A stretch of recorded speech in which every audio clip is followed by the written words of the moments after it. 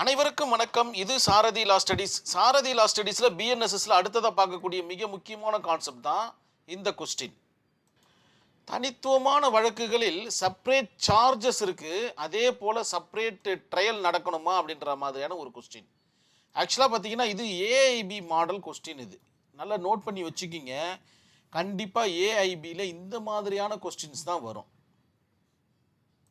ஒரு குற்றம் நடைபெறுகின்றது, அந்த குற்றத்திற்கு செப்பரேட்டான ஒரு சார்ஜஸ் இல்லை செப்பரேட்டான ட்ரையல் அல்லது பல குற்றங்கள் நடைபெறுகின்றது, அதற்கு செப்பரேட் சார்ஜஸ், அதுக்கு செப்பரேட் ட்ரையல் நடக்கணுமா அப்படின்றது தான் இந்த கொஸ்டினுக்கு உண்டான ஆன்சர்.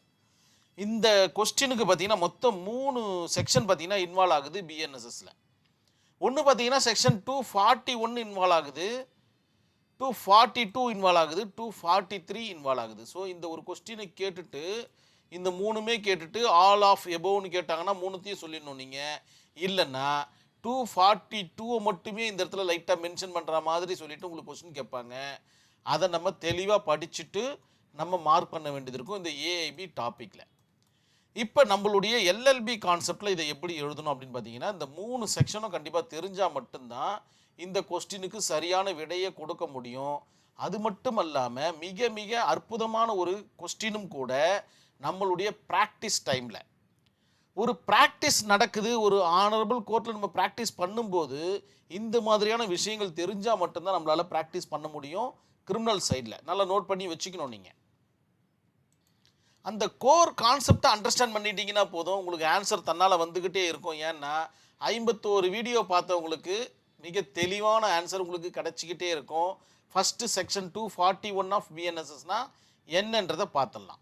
டீல் வித், அதாவது section 241 of BNSS deal with principle of separate charges for discriminate offences அப்படின்னு சொல்லிட்டு செக்ஷன் 241 ஆஃப் பிஎன்எஸ்எஸ் தமிழில் சொல்லிடுறாங்க பாருங்க. தனிப்பட்ட குற்றங்களுக்கு தனிப்பட்ட குற்றச்சாட்டு, குற்றச்சாட்டுனா என்ன, சார்ஜ் ஷீட்டுன்னு அர்த்தம்.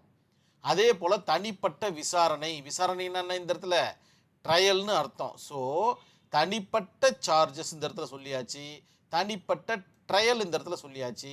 ஸோ செக்ஷன் 241 இந்த இடத்துல கம்ப்ளீட் ஆகுது இந்த கொஸ்டினை பொறுத்த வரைக்கும். செக்ஷன் 241க்கு ஒரு எக்ஸாம்பிள் பார்த்தா மிக அற்புதமாக புரிய வரும் நான் நம்புகிறேன். நான் எடுத்துக்காட்டு, ஏ என்பவர் ஒரு நாளில் என்ன பண்ணுறாருன்னா வழிப்பறி செய்ததாகவும் மற்றொரு நாளில் தெருச்சண்டையில் ஈடுபட்டு காயம் விளைவித்ததாகவும் குற்றம் சுமத்தப்படுகிறார். டே 1ல் என்ன பண்ணுறாரு, அவர் ராபரி பண்ணுறாரு. டே 2ல் என்ன பண்ணுறாரு, இல்லை மற்றொரு நாளில் என்ன பண்ணுறாரு, ஏதோ ஒரு தெருவில் நடக்கிற சண்டையில் என்ன பண்ணுறாரு, ஒரு ஆளை அடிச்சுட்டு கொடுங்காயமோ அல்லது சிறு காயமோ ஏதோ ஒன்று ஏற்படுத்திடுறார். இந்த இரு சம்பவங்களுக்கு தனித்தனி குற்றச்சாட்டு விசாரணை நடத்தப்பட வேண்டும் என்பதுதான் செக்ஷன் 241 பிரின்சிபல்.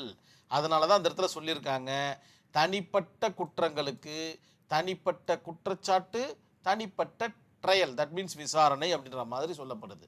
இந்த இடத்துக்கு நான் வந்துடுறேன், மறுபடியும் எடுத்துக்காட்டுக்கே வந்துடுறேன். நான் ஒரு நாளில் அவர் என்ன பண்ணுறாருன்னா ராபரி பண்ணுறாரு. இது தனி குற்றம், தனியான ஒரு நபர். இவர் ஏ என்கின்ற நபர்னு வச்சுப்போம். மற்றொரு நாளில் தெருச்சண்டையில் ஈடுபடுகிறார். தெருச்சண்டையில் ஈடுபட்டு என்ன பண்ணுறாருன்னு பார்த்தீங்கன்னா ஒரு நபரை அடிச்சுடுறாரு. கண்டிப்பாக ஏ என்கின்ற நபர் அவர் அடிச்சிருக்கிறதுக்கு வாய்ப்பு கிடையாது. அப்படியே அடித்தாலும் அது மற்றொரு நாளில் நடக்குது, மற்றொரு ப்ராப்ளத்துக்காக. சரி, இவர் இருப்பதற்கு வாய்ப்புகள் இல்லை. ஏன்னா இவர் ராபரி பண்ணிட்டு கொடுக்குன்னு ஓடியாந்துருவார் வேறு இடத்துக்கு தான். ஸோ ஓடி வந்த இடத்துல ஒரு சண்டை நடக்குது. அந்த இடத்துல ஒருவரை காயம் ஏற்படுத்தி வருகிறார். அவர் பெயரை பின்னு வச்சுப்போம். ஸோ இந்த இடத்துல பார்த்தீங்கன்னா ஃபேக்டும் டிஃப்ரெண்ட்டாக இருக்குது, நபர்களும் டிஃப்ரெண்ட்டாக இருக்கிறாங்க, சூழ்நிலைகளும் டிஃப்ரெண்ட்டாக இருக்குது, ஜூரிஸ்டிக்ஷனும் டிஃப்ரெண்ட்டாக இருக்குது. ஸோ இத்தனை டிஃப்ரெண்ட் இருக்குது. அதன் காரணமாகத்தான் தனிப்பட்ட குற்றச்சாட்டு, தனிப்பட்ட விசாரணை வேணும் அப்படின்ற மாதிரி செக்ஷன் 241 டிஃபைன் பண்ணி சொல்லுது. இதற்கு முந்தின வீடியோ பார்த்துருந்தீங்கன்னா இந்த கான்செப்டும் அந்த கான்செப்டும் கனெக்ட் ஆகிற மாதிரி இருக்கும். நீங்கள் அந்த வீடியோவை பாருங்கள். தட் மீன்ஸ் 51வது வீடியோவை நீங்கள் டீட்டெயில்ஸ் எடுங்க. எடுத்துட்டதுக்கு அப்புறமா இதை பாருங்கள். இந்த கேஸ் ஸ்டடி, அந்த கேஸ் ஸ்டடி, இந்த இல்லுஸ்ட்ரேஷன், அந்த இல்லுஸ்ட்ரேஷன் எல்லாமே கிட்டத்தட்ட பாண்டாகி வரா மாதிரி இருக்கும். உங்களுக்கு ஆன்சர்ஸ் எழுதுறதுக்கு தகுதியான ஒரு நபராக நம்ம மாறுவோம் எக்ஸாம் ஹாலில். சரி, செக்ஷன் 42 என்ன சொல்லுது பிஎன்எஸ்எஸ்ல அப்படின்னு பார்த்தீங்கன்னா, ஒரே ஆண்டில், இந்த கான்செப்ட் ஞாபகம் வச்சுக்கிங்க, ஒரே ஆண்டில் செய்யப்பட்ட ஒரே வகையான குற்றங்கள், ஒரு வருடங்கள் அதாவது 12 மாதங்களுக்கு உள்ள இருக்கணுன்ற மாதிரி சொல்லப்படுது. ஒரு நபரையோ அல்லது பலரையோ, அந்த குற்றங்கள் பார்த்தீங்கன்னா இந்த இடத்துல பாருங்க, ஏ அண்ட் பி இருக்காரு இல்லைங்களா, ரெண்டுத்தையுமே கம்பைல் பண்ணிக்கிறாங்க. இந்த இடத்துல ரெண்டுத்தையும் கம்பைல் பண்ணலை, நல்லா நோட் பண்ணிக்கணும் நீங்கள். ஆனால் செக்ஷன் 242 என்ன பண்ணுறாங்க, 1 இயர் டெனராக வச்சுக்கிறாங்க, 1 இயர் டியூரேஷனை வச்சுக்கிறாங்க. இந்த இடத்துல variation of person, that means இந்த இடத்துல ஏ அண்ட் பியும் கூட சேர்த்துக்கிறாங்க. அதன் பிறகு என்ன பண்ணுறாங்க, இந்த இடத்துல எத்தனை குற்றங்களாக இருந்தாலும் அதற்கு ஒரு வரையறை இருக்குது, 5 குற்றங்கள்னு சொல்லியிருக்காங்க. சரி, ஒரே விசாரணையில் விசாரிக்கலாம் அப்படின்ற மாதிரி சொல்லப்படுது. இதுதான் பார்த்தீங்கன்னா செக்ஷன் 242. இங்கே டிஃப்ரெண்ட்டான விசாரணை இருக்கணும், டிஃப்ரெண்ட்டான ட்ரையல் இருக்கணுன்ற மாதிரி சொல்லிட்டாங்க. ஆனால் இந்த இடத்துல ஒரே ஆண்டில் ஒரே வகையான குற்றங்கள், ஒரே நபரையோ அல்லது பலரையோ எத்தனை குற்றங்களாக இருந்தாலும் ஒரே விசாரணையில் விசாரிக்கலாம் அப்படின்னு சொல்லியாச்சா. அதன் பிறகு ஆனால், இந்த இடத்துல ஆனால் சொல்லிட்டாங்க, ஒரே எல்லைக்குள் நடந்திருக்க வேண்டும், ஒரே ஜூரிசெக்ஷனில் நடந்திருக்கணும் அப்படின்ற மாதிரி சொல்லிட்டாங்க. முக்கியமான ஒரு விஷயம் இதுதான். அதே போல 5 குற்றங்களுக்கு வரை மட்டுமே அனுமதி. எதற்கு? சிங்கிள் ட்ரையல் நடத்துறதுக்கு, அதாவது ஒரே சார்ஜ் ஷீட்டு ஒரே ட்ரையல். ஆனால் குற்றங்கள் பல. ஸோ என்ன பண்ணுவாங்க, 296 ஒரு ஒரு ஒரு குற்றம், அதாவது ஒரு 6 மாத காலம் தண்டனை போடுவாங்க.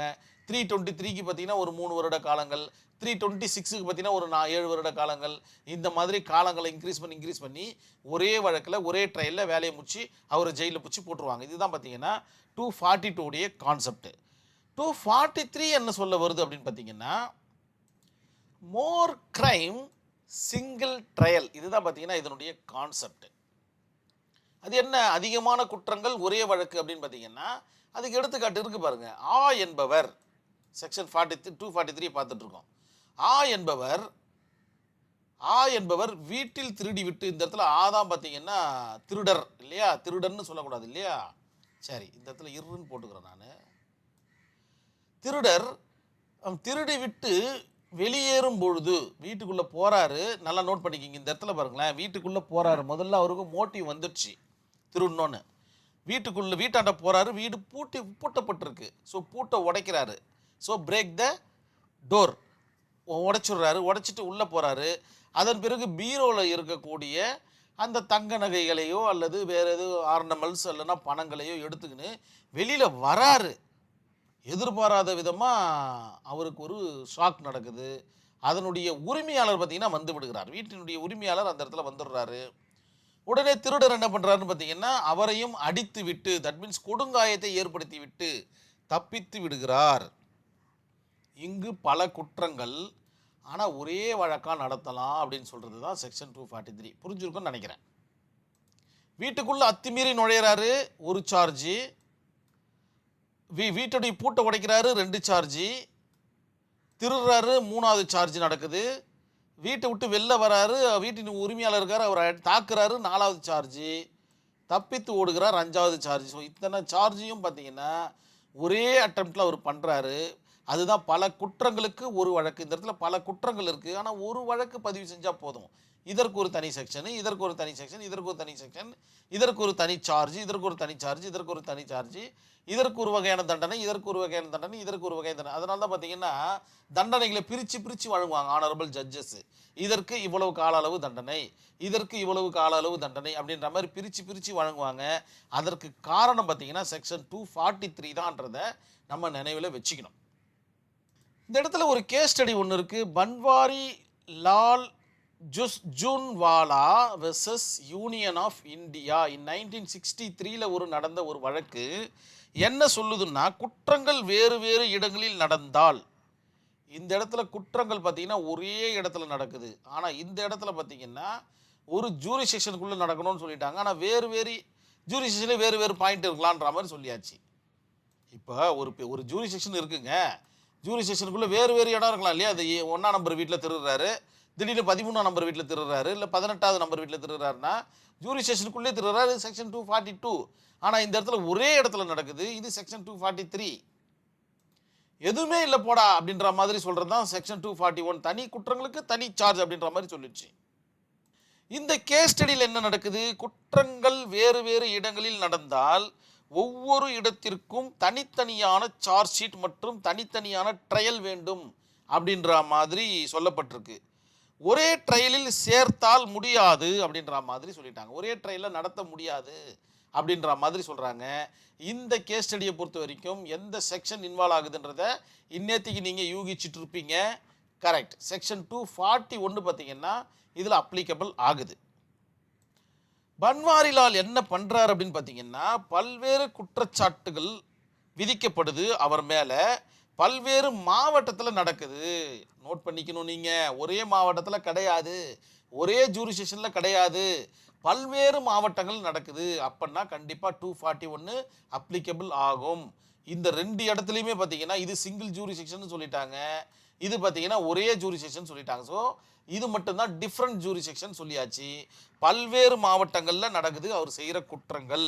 இஷ்யூஸ் என்ன ஆகுதுன்னு பார்த்தீங்கன்னா, ஒரே ட்ரையலில் அனைத்தையும் விசாரிக்க முடியுமா அப்படின்ற மாதிரி ஒரு கொஸ்டின் ரைஸ் ஆகுது. அதாவது செக்ஷன் 242வையும் செக்ஷன் 243ஐயும் மிங்கிள் பண்ணா மாதிரி இந்த வழக்கை நடத்த முடியுமா அப்படின்னு ஒரு கொஸ்டின் ரைஸ் ஆகும்போது, ஆனரபிள் சுப்ரீம் கோர்ட் என்ன டிசிஷன் எடுக்கிறாங்க அப்படின்னு பார்த்தீங்கன்னா, வேறு வேறு மாவட்டங்களில் நடந்த அல்ல அவர்களுக்கு, அதாவது வேறு வேறு மாவட்டங்களில் நடந்த குற்றங்கள் சேம் டிரான்சாக்ஷனுக்கு உட்பட்டவை அல்ல, ஒரே மாதிரியான விஷயங்களுக்கு அல்ல. அவர் ஒரே மாதிரியான குற்றங்களை புரிந்திருந்தாலும், திருடு குற்றங்களை மட்டுமே செஞ்சிருக்காரு, கொடுங்காயம் குற்றங்கள் மட்டுமே செஞ்சிருக்காரு அப்படின்னா கூட அது வேறு வேறு மாவட்டங்களில் நடந்தவை. ஏன்னா வேறு வேறு மாவட்டங்களில் வேறு வேறு ஜூரிஸ்டிக்ஷன், வேறு வேறு கோர்ட் இருக்குது, ஒரு மாவட்டத்திற்கு ஒரு கோர்ட் இருக்குது. ஸோ அதனால் இந்த கேஸை செப்பரேட் சார்ஜ் ஷீட்டு போட்டாகணும். அதே போல் செப்பரேட்டாக ட்ரையல் நடக்கணும். எக்ஸாக்டாக இந்த கொஸ்டினுக்கு உண்டான நேரடியான ஒரு கேஸ் ஸ்டடி தான் இது. ஆனரபிள் சுப்ரீம் கோர்ட் பார்த்தீங்கன்னா ஜட்ஜ்மெண்ட்டை கொடுத்துட்றாங்க இந்த கேஸ் ஸ்டடியில். கண்டிப்பாக உங்களுக்கு புரிய வந்திருக்கும்னு நான் நம்புகிறேன். கண்டிப்பாக இது ஏஐபி மாடல் கொஸ்டின்றதை நினைவு வச்சுக்கிங்க. கண்டிப்பாக இதை நீங்கள் எந்த இடத்துல வேணாலும் உட்புகுத்தி எழுத நீங்கள் முதல்ல கற்றுக்குங்க. அதுதான் ரொம்ப முக்கியமான விஷயம் அட்வொகேசிக்கு. இந்த 3 செக்ஷனை ஞாபகம் வச்சுக்கிங்க. ஏதாச்சும் ஒரு இடத்துல உட்புகுத்தி எழுத முடியுமா அப்படின்ற மாதிரி பாருங்கள். பார்ட் ஏ பார்ட் பி கொஸ்டின்ஸில் கண்டிப்பாக எழுத முடியுன்றது தான் அதற்குண்டான ஆன்சர். சரி, இந்த வீடியோ உங்களுக்கு புரிய வந்திருக்கும் நான் நம்புகிறேன். நன்றி, வணக்கம்.